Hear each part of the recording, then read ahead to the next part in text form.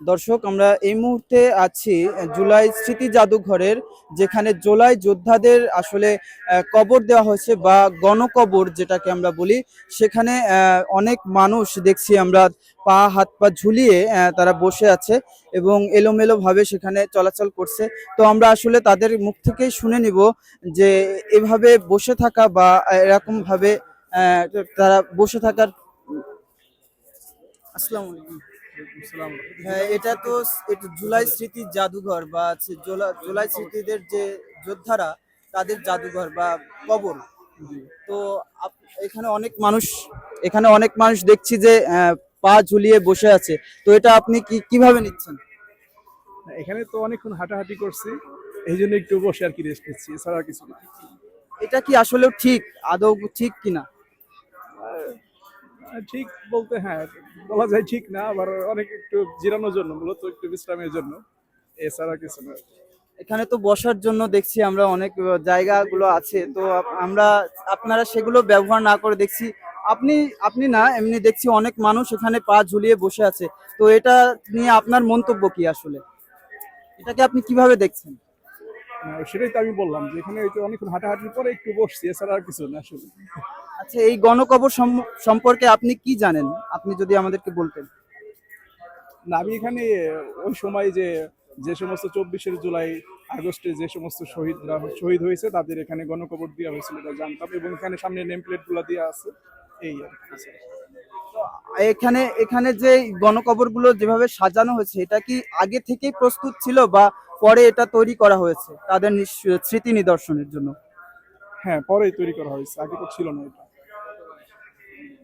আপনি কি আজকে প্রথমবারের মতো এখানে আসছেন? আমি গত শুক্রবারে আসছিলাম, বাট ভিড়ের কারণে ঢুকতে পারিনি, এই জন্য এই শুক্রবারে আবার আসছি। তো আজকে ভিতরে ঢুকতে কোনো ধরনের সমস্যার সম্মুখীন হতে হয়েছে কিনা আপনাকে? টিকিট নিতে গিয়ে খুব ধাক্কাধাক্কি এবং ঠেলাঠেলি হয়েছে, এছাড়া সমস্যা নেই। টিকিট ধন্যবাদ ভাইয়া। তো দর্শক, আমরা এতক্ষণ এক পথচারীর কাছ থেকে বা এক এক দর্শনার্থীর কাছ থেকে আমরা জানতে পেরেছি যে এই জুলাইয়ের অভ্যুত্থানের দরুন যে জুলাই যোদ্ধাদের শহীদ হয়েছে যারা, তো তাদেরকে নিয়ে এই গণকবরটি আসলে তাদের স্মৃতিতে তৈরি করা হয়েছে। আমরা এখানে আসলে অনেক দর্শনার্থীরা আছেন, তাদের মুখ থেকে আমরা জানতে চাইবো যে এখানে কি কি ধরনের যোদ্ধাদের তাদের গণকবর দেওয়া হয়েছে। আপু, এই গণকবর সম্বন্ধে আপনারা কি কিছু জানেন? জানলে বলতে পারেন।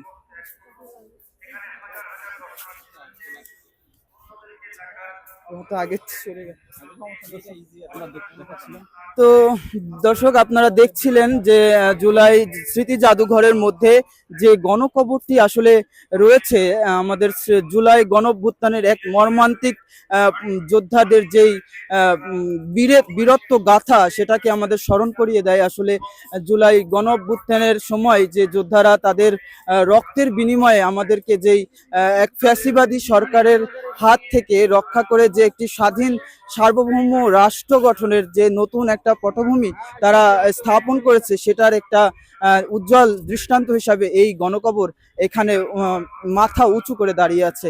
এবং এখানে বিভিন্ন জুলাই স্মৃতি জাদুঘরের মধ্যে বিভিন্ন যোদ্ধা, বিভিন্ন ধরনের দেশের বিভিন্ন প্রান্তের যারা জুলাই যোদ্ধারা আছেন, তাদের যে স্মৃতিতে, তাদের স্মৃতি রক্ষার্থে এই জুলাই জাদুঘর আসলে এখানে স্থাপন করা হয়েছে বা এই নিদর্শনটি তৈরি করা হয়েছে। দর্শক, এই ছিল জুলাই স্মৃতি জাদুঘর থেকে শেষ আপডেট।